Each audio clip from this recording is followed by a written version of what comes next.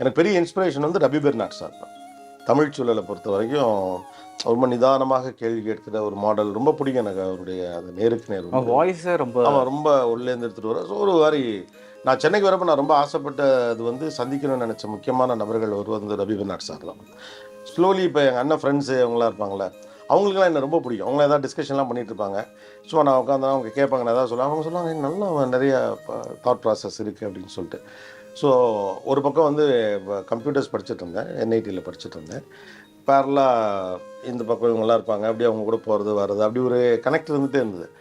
But எனக்கு என்ன பிலீஃப்னா, நம்ம ஒரு டார்கெட்டை நோக்கிலாம் ஒர்க் பண்ணணும் அப்படின்னு எனக்கு தோணலை. இப்போ பார்க்குறப்ப ஒரு 25 இயர்ஸ் ஆஃப் எக்ஸ்பீரியன்ஸ்க்கு அப்புறம் எனக்கு என்ன தோணுதுன்னா, உங்களுக்கு ஒன்று வேணும் அப்படின்னு சொன்னால் அதில் நம்ம சீரியஸாக இருந்தாலே போதும். அதில் வந்து ரொம்பவும் புத்திசாலித்தனத்தோட பயங்கரமாக கனெக்டிங் த டாட்ஸ் எல்லாம் ட்ரை பண்ணலாம்.